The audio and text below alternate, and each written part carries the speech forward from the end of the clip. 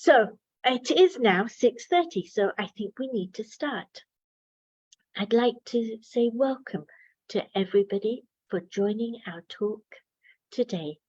Our talk today is a very interesting topic, and one that I find personally very fascinating, and it is increasing our social impact, but learning from indigenous wisdom.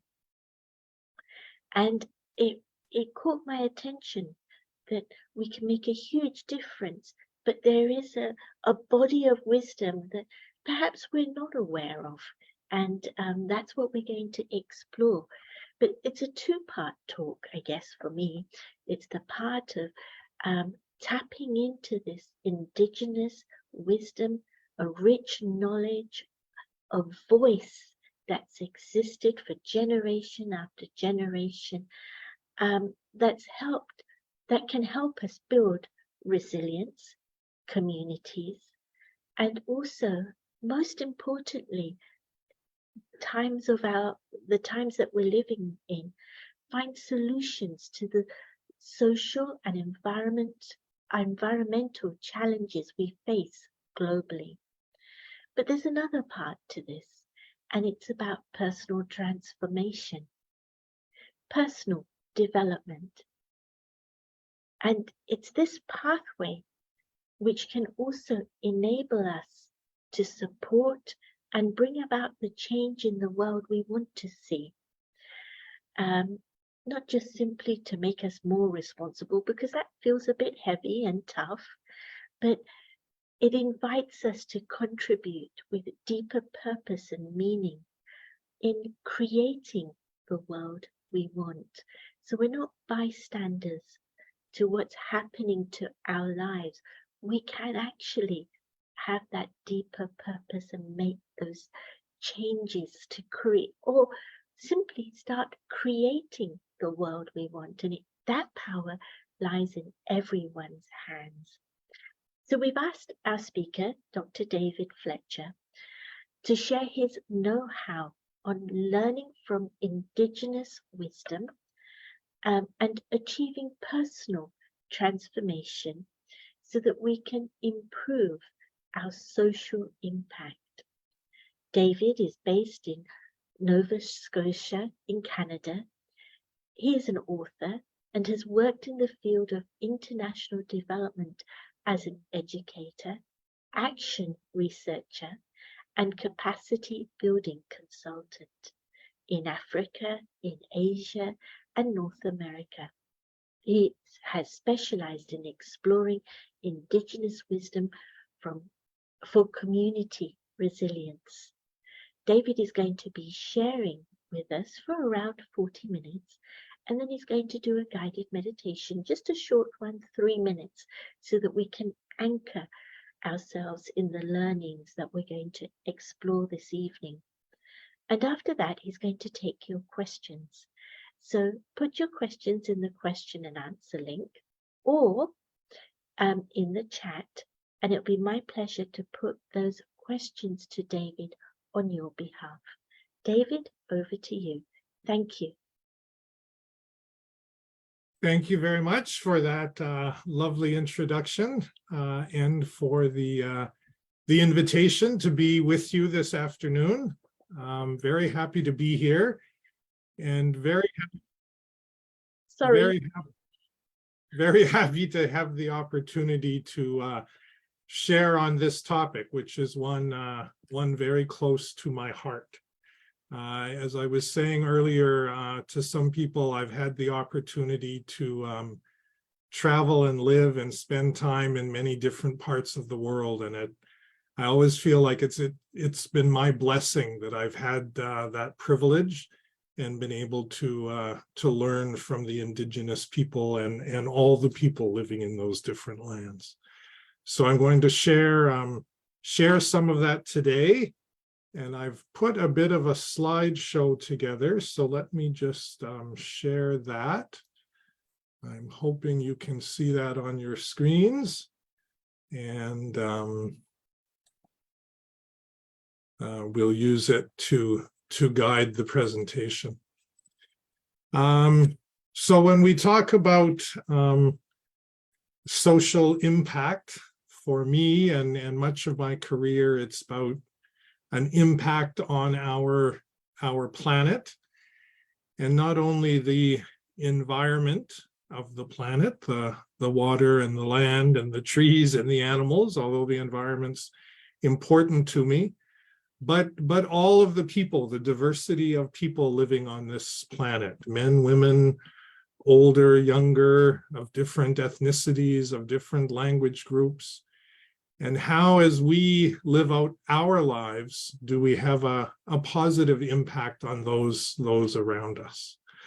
And it's not to say that we don't live in a beautiful world. I feel I'm very blessed. I live in this part of Eastern Canada, and there are many parts of beauty and many moments and times of beauty that we can find in different parts of the world. In a child's eyes when he learns to ride a bike for the first time, or a grandmother teaching her grandchild to bake cookies, or working on a farm and having the satisfaction of watching things grow. There's lots of moments of beauty and energy in the world around us.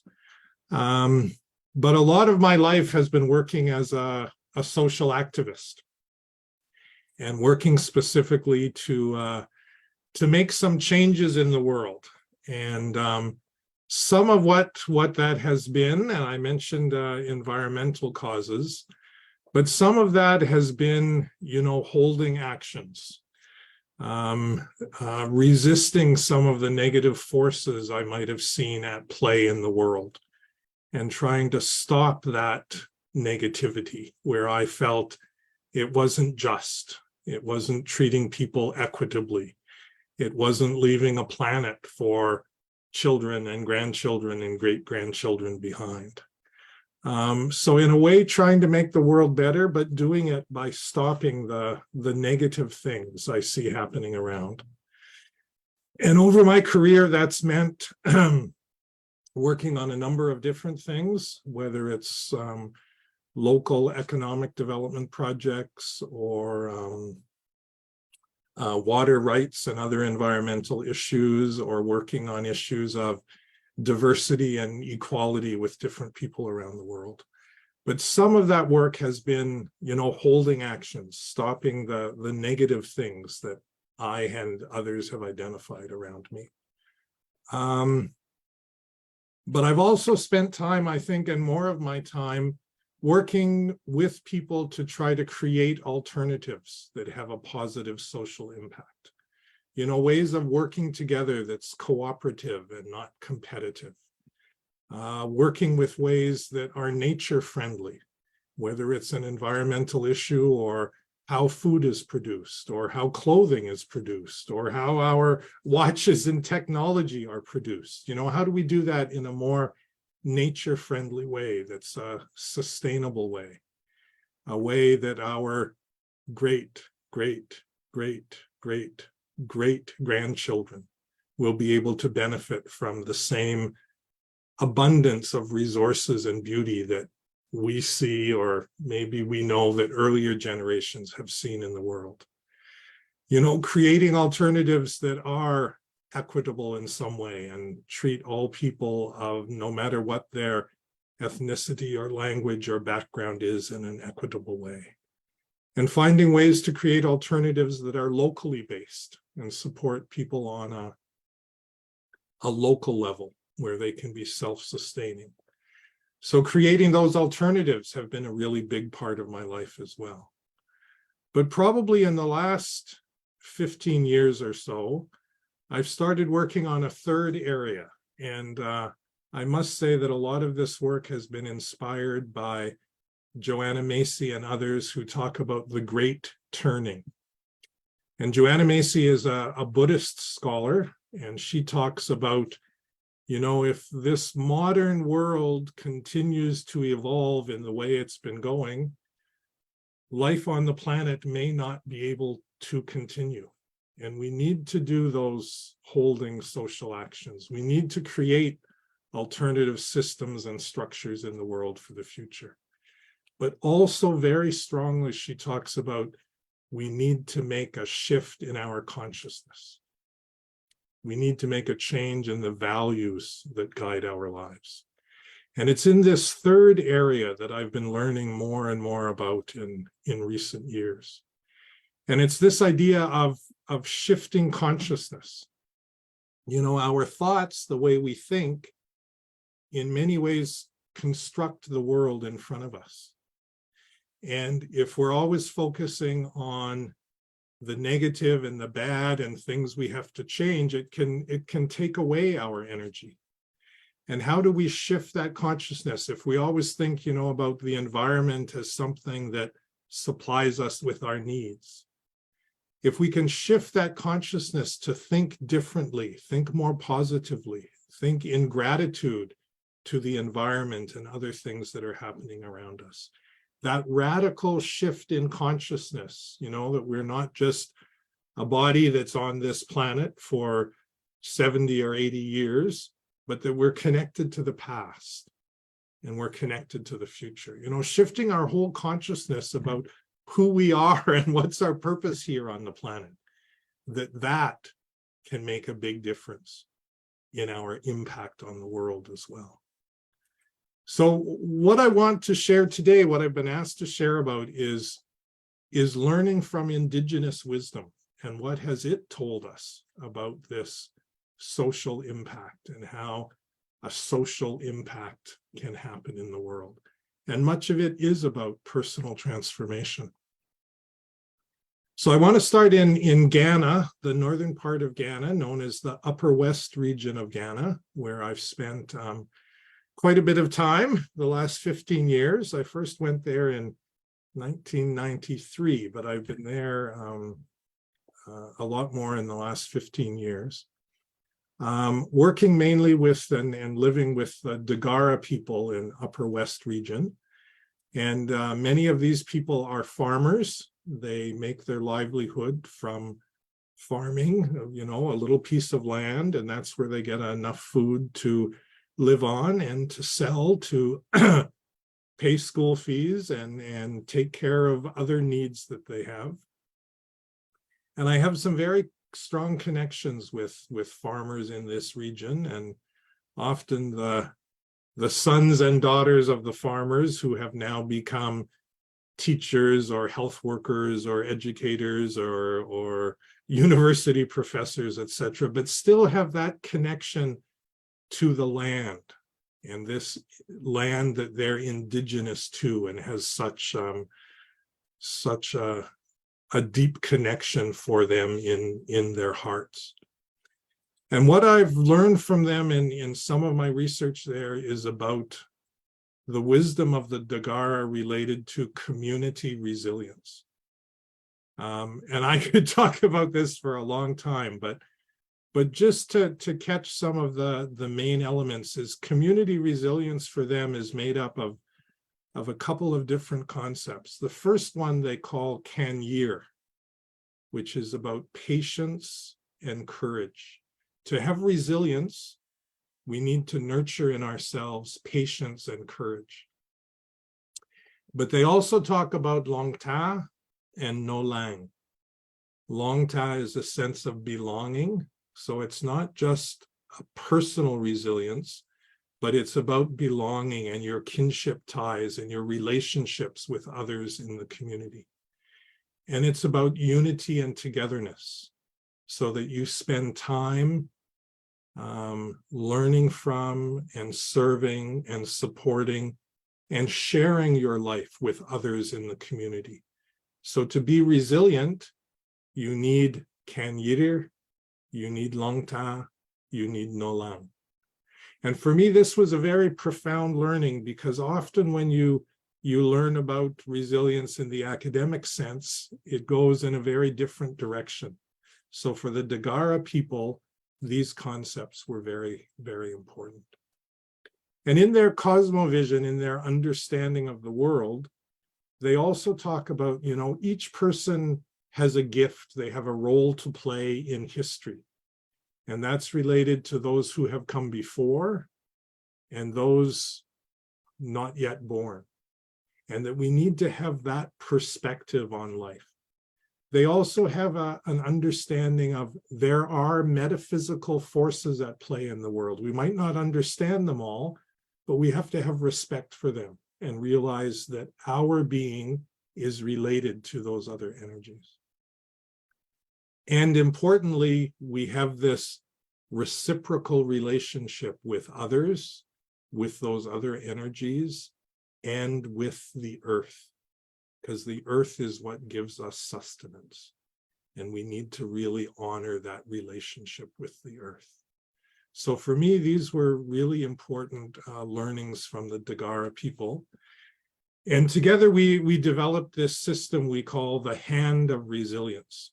And it has these different components, revitalizing culture and spirituality, healing the ecological system, which hasn't been taken care of very well in modern times, enhancing sustainable livelihoods, remembering the strengths of women and men, what is it that they have inside that really drives them, and taking actions to overcome challenges. I'm just going to talk about a couple of these today, but before I do that, just on this idea of revitalizing culture and spirituality is a really important one for Dagara people. And first of all, they talk about themselves as spiritual and moral beings, that's their identity. They have these relationships with the ancestors and metaphysical energies. And as I said, they have roles and responsibilities with the earth and the rain, etc. And they need to live their lives with integrity according to those understandings. The community, the kinship ties I already mentioned are so important. And celebrations, festivals, even funerals at the end of life are so important to celebrate these journeys we've been on. So that's some of what I've learned from the Dagara people. But in terms of the strengths of women and men, there's a number of elements here in terms of this sort of mind map of the strengths of women and men. But a couple of things I wanted to emphasize are these ideas about morality. There are certain rules that we teach the younger generation. It's important for them to follow, and we need to follow them ourselves. That's where the integrity comes in. And we need to have pride of who we are, not trying to be something else or not seeing ourselves as worthy, but pride in being, in this case, a Dagara man or woman who's working on the land, making their survival. Discipline, honesty, respect are really important. Some people, talked about you're not a true Dagara if you don't demonstrate discipline, honesty, and respect in all your relationships and how you treat all other human beings. And another one that people talked about is patience and endurance. And very often they talked about women have this strength a lot more than some men do. And patience and endurance in life, in overcoming the obstacles and the challenges in life are really important. And one of those things that make us more resilient. So we need to nurture these in order to nurture our own resilience. In terms of actions to overcome challenges, again, the indigenous Dagara people talked about a whole bunch of things. But again, I'd like to emphasize this idea that challenges in life are inevitable. They do come up. We need to carry on. We can't lament and complain about it. We just need to take the actions that will make a difference. And some of those actions are to maintain our faith and our hope. And Dagara people talk about respect for God, respect for ancestors and these other energies, and making sure we follow our own moral code. That those are the things that will give us the strength to be resilient. So I think these are very wise learnings that come from the Dagara people in this northern part of Ghana that might be similar to what other people in other places believe, but we often don't hear about it from these indigenous people. And I think it's important to honor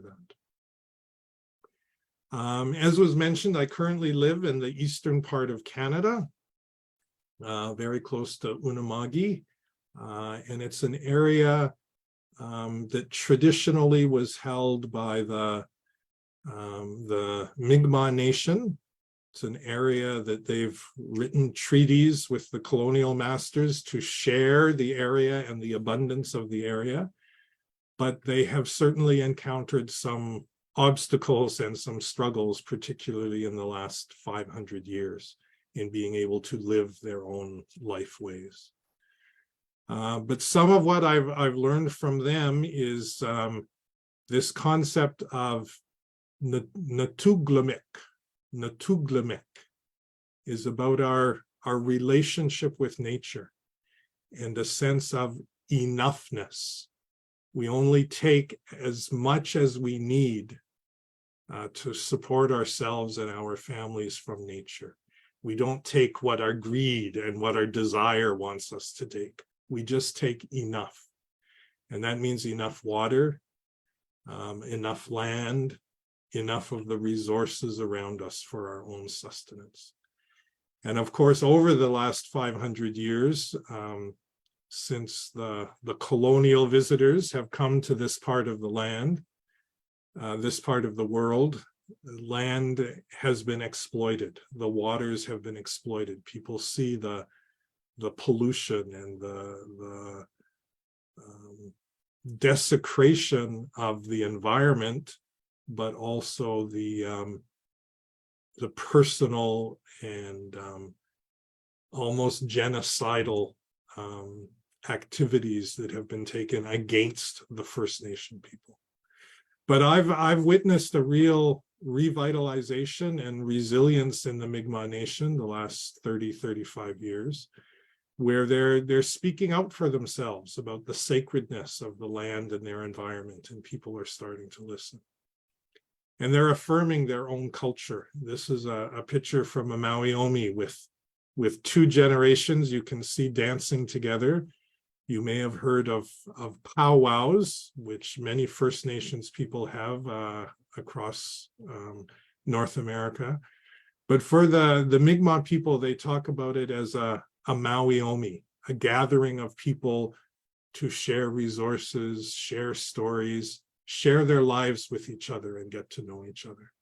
So it's a really strong affirmation of culture and a way of life and sharing and community that I've learned from them. But I've also learned a little bit, and you may have seen this image before of a medicine wheel. I've also learned from Merdina Marshall and other elders in the Mi'kmaq Nation and other nations about this philosophical teaching of the medicine wheel that sort of is taken from nature, but can inspire us in so many other ways. So the medicine wheel talks about in the East, it represents the no-legged creatures like snakes. It represents fire and vision, the vision we need to have in our lives. And some people, some archetypes have more vision than others, but we all need to cultivate that vision in our lives and at different times in our lives. And we can learn from that. In the South, they talk about four-legged creatures. They talk about the earth and this idea of love and bringing love into our lives. And again, this is something we all need to nurture and cultivate. And it may be more or less important at different times of our lives, but we need to cultivate it and nurture it and realize the interconnections between these things. In the West, people often talk about water and the importance of wisdom. And this is recognizing our fish brothers and sisters and how they live their lives. And again, it's an important part of the philosophy of life. And finally, in the air is the place where we find and experience power. and the birds that can fly high and have a different perspective on the world. So that we can learn from these different beings in our lives that we're connected with. We can learn from the different elements, and we can bring in their wisdom and their philosophy into our lives. And you know, the medicine wheel also relates to the symbol of life cycles, the symbols of planting and gestation and birth and change and ultimately death, and how those are all important. It relates to a sense of belonging and the connectedness of different things. And the sense of great mystery, you know, the sense of the divine, or something, some metaphysical energy beyond our understanding. And I love this phrase, you know, to touch life in a gentler, deeper way is part of the message of the medicine wheel, as a way of being, a way of living, and a way of thinking. And all people have gifts that need to be honored. So all of these are some of the lessons of the medicine wheel at the personal level, at the community level. You know, it's talked about, there's an economic sphere that we act in at the community and societal level, a political sphere, a cultural sphere, a social sphere. And we can't just focus on one of those. The medicine wheel is a holistic idea of looking at a philosophy of life, a way of being. And we can spend time on the material, the economic, the physical world, but it has to be balanced with the three other components of the medicine wheel: the political, the social, and the cultural. We need to spend time on the spiritual and the cultural in terms of a community and a societal sense. And that's not replacing the economic or the political, but it's balancing, and as important as the economic and the political. So lots of wisdom, I think, about balance and the way to live our lives, so that if we're working at something that's trying to make a social impact or social justice in a political sphere or an economic sphere, that's really, really important. But we need to remember it's not the only thing. We need to balance those actions. And in society, we need to balance those actions with learning and promoting the cultural and social parts of life in our existence as well. So at the personal level, there's the physical, the mental, the spiritual, and the emotional. And again, it's about balancing those things and finding the correct synergies between those things at different parts in our lives. And as we move through our lives from toddler to child to young adult to elderly, there are different things to emphasize at different times. Part of this idea of the medicine wheel for personal wellness is about healing and about strength, and to recognize that we all need to pass through these things at different times on our journey. And we have some responsibility to decide where we're going to focus to keep the wheel turning. If we always only focus at one thing, like our physical health, the wheel's not going to be in balance and it's not going to turn. Similarly, it's a good reminder not to get caught up in old patterns or old habits, but to use the wisdom of what we can learn from others and our ancestors to heal wounds and heal bitterness that we might have, and spend time, focus on those things, heal from them. They have a deep, deep impact on our hearts and minds. But once we've healed from them, we need to move on, and we need to get beyond those patterns and invest our energy in new ways of being and a new way of life. So again, these four directions, these four areas, these four colors have some messages for us. In the East, illumination and logical ideas. In the South, cultivate humility, stop pretending. In the West, seek courage inside our hearts and spend time looking inside our hearts. And in the north, listen to the elders and give gratitude to the elders and those who have come before. So all of this is wisdom captured in indigenous traditions of the Mi'kmaq and other First Nations people in North America. And I think there's much we can learn about it, of the kind of impact we can have on the world. I also want to say just a little more briefly about some of what I've learned from India. And that's been an ongoing journey for the last 20 years, and I could talk about it in another talk. But I've had a few interactions with indigenous people, or the Adivasi community in India. Spent a visit a few years ago at the Museum of Voice, where they're trying to protect and revitalize the different languages of indigenous people. And just the creativity and the beauty of the different languages and their art and culture and music and song is so very important. And we need to recognize those unique specialities and the role they have to play in the world these days. And often the role they have in nurturing and protecting and conserving the environment. But also this picture on the left-hand side is a fairly common Adivasi motif about life in their communities. And it's taken from a music video called Gaun Chodab Nahin, which translates as "We will not leave our lands."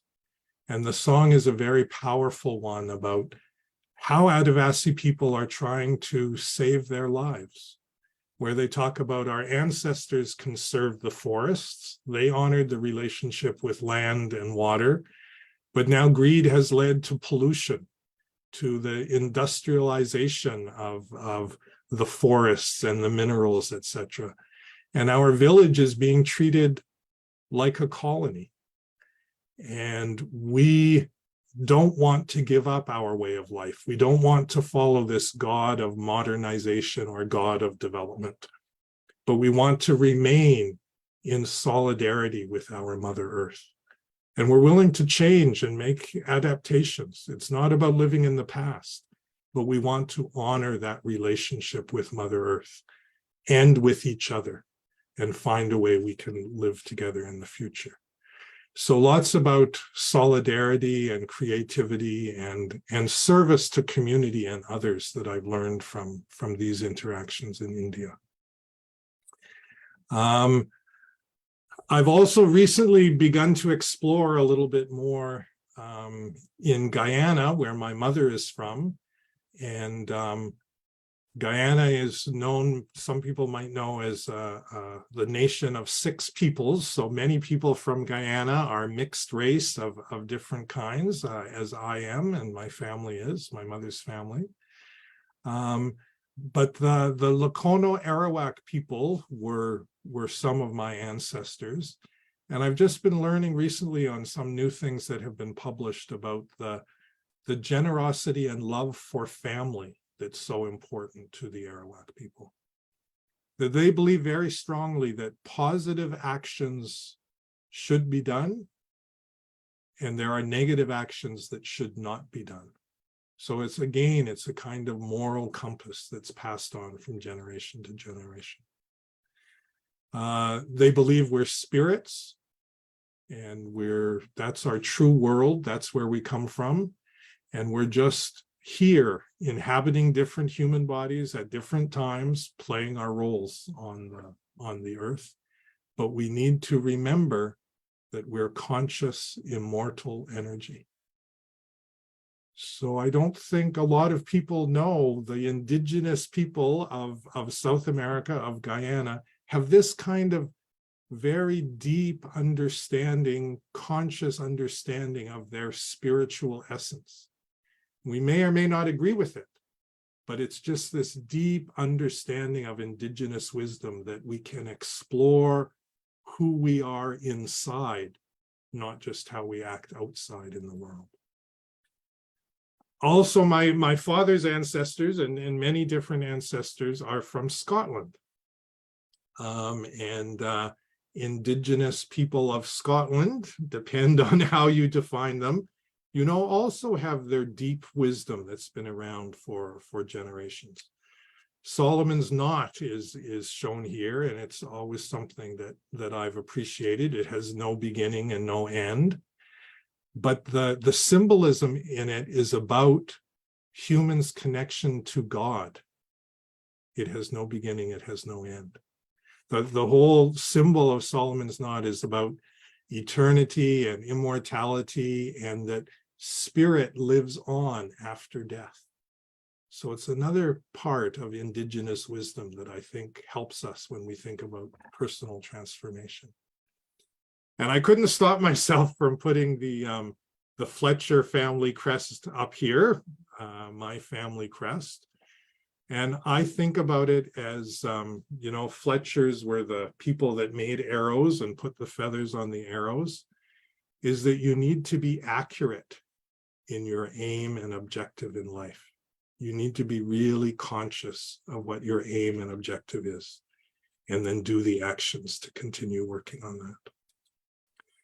So those are some of my learnings. They're a little bit scattered, but that's part of the beauty, I think, of the life I've had visiting other places.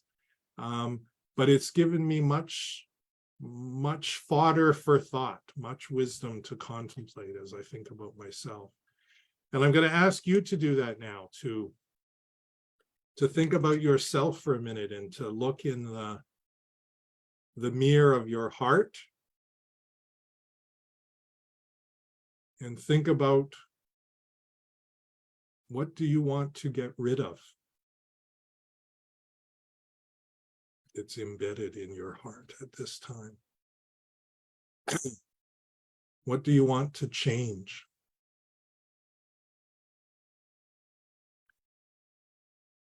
What newness do you want to imbibe?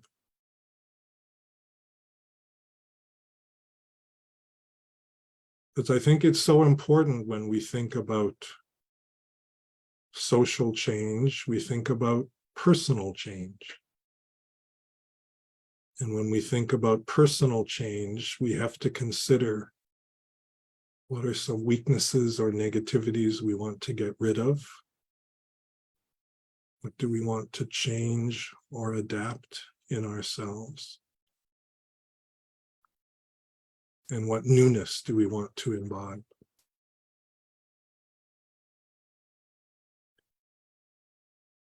And it's important, I think, to recognize that there's this saying, where your attention goes, energy flows. So when we think about personal transformation, we need to think about watering and nurturing all the things inside us that we want to grow. We can spend as much time as we want externally in the external world. But if we want things to grow inside ourselves, we need to make the investment to water and nurture those things. So just as a way of summing up, I see that I've used up most of my time. What are some of the key things I've learned and am still learning from indigenous wisdom?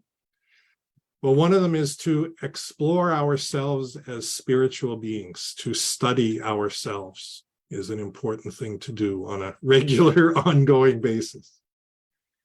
Secondly, to play our unique roles with the gifts we have, find solutions for the things in the world around us, but always respect and serve others as we're playing those roles.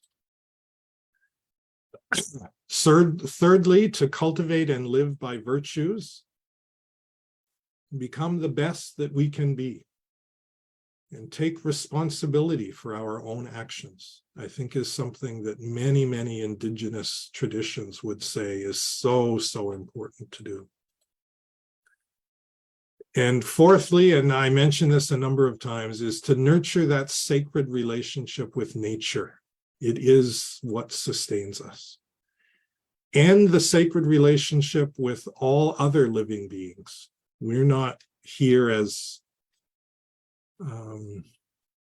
something above other living beings, but we're interconnected, we're interdependent with them. We need to recognize that sacred relationship we have with them. To give gratitude and accept you belong to your ancestors and to all of creation through the cycles of time. You're not just this person at this time in the world, but you're connected to so many others earlier, in the future, bigger communities and populations.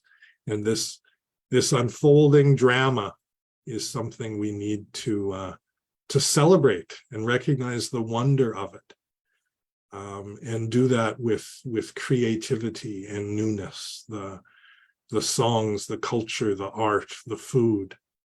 Make it an important part of our lives as a celebration and a way of thanksgiving for where we are in our lives in this time. And just the last thing I'll mention is, it's so important to nurture in our hearts and minds that connection to the great mystery, or the divine, the supreme, that other spiritual, metaphysical energy at play in the world, and nurture that relationship in our hearts as well.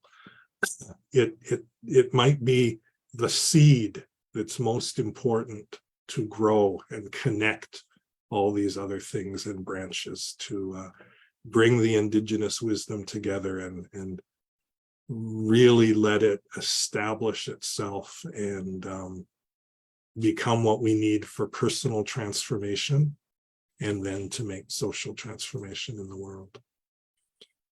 So, to shift our consciousness, to make these changes from old bad habits, we need to do the work and slowly make the transformation and shift consciousness, so we have a more positive outlook and have more energy to make a difference in the world. And then we can step forward and make all those changes in things we see around us, social changes, but the time within that shift in consciousness is just as important as anything else.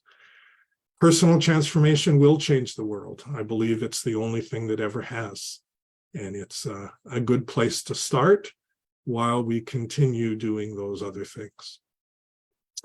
I put some references and acknowledgements here together that people might want to have a look at. I think the PowerPoint or a video or something will be shared. And I've been asked maybe to end just before questions with a short meditation experience.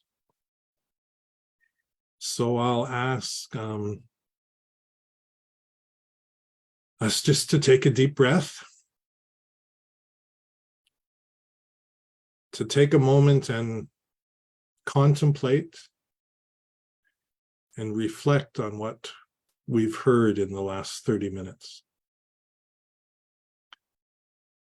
To think about the indigenous wisdom that was shared and what touches your heart and mind. And to consider how you can use these insights to make a positive impact on yourself and on the world.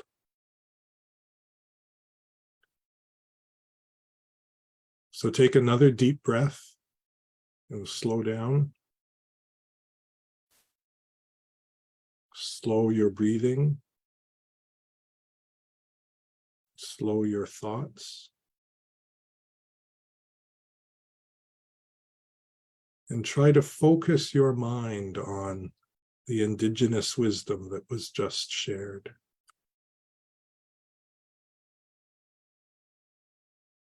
Begin with gratitude and give thanks for the ancestors and the special people who have led you to where you presently are on your life journey.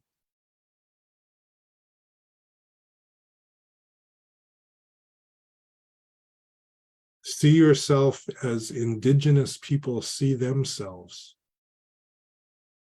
as immortal spiritual beings, simply playing this role at this time as one human being in a much larger world drama.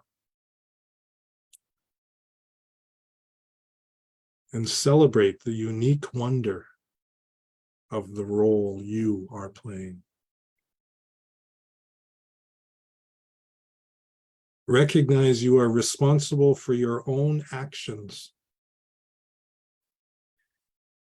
And look into your heart to identify one thing you want to change.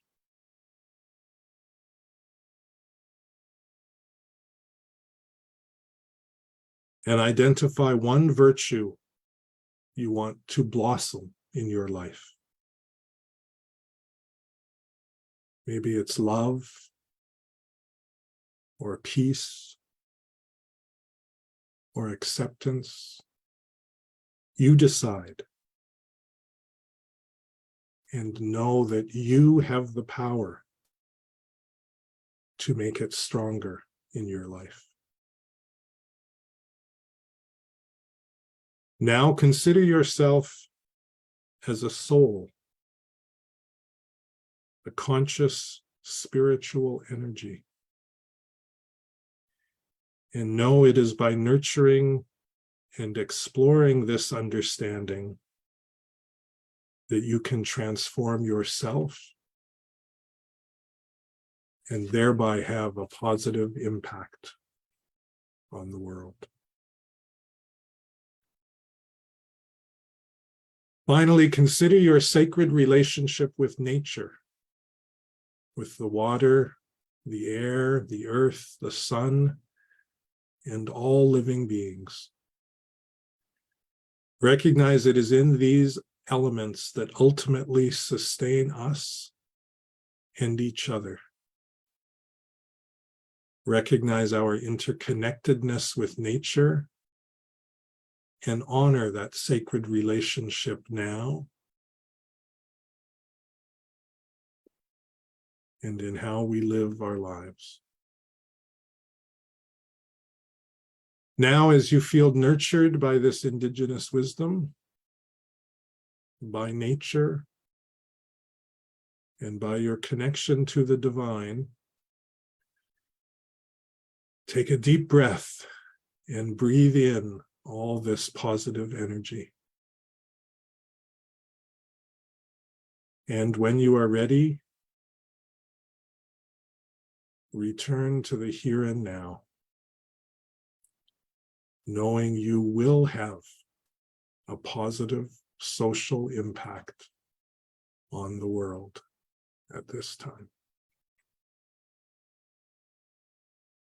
Om Shanti.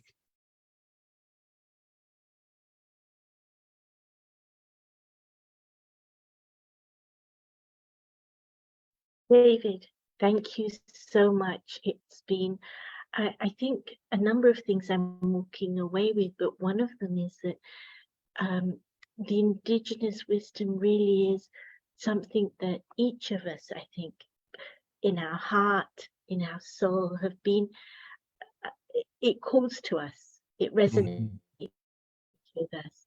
And so even though we are calling it indigenous wisdom, it's life wisdom, and each of us can draw on it, and we're not on our own in this journey. So that's it's been a journey that's been carried out for generations, and we can add to that. So that's really very, very beautiful. And I think the other thing I'm walking away with is that whatever strengths I carry forward in my life, they're not just going to be in my life, but they're going to be passed on for generation and generation. So we become part of living history. So thank you.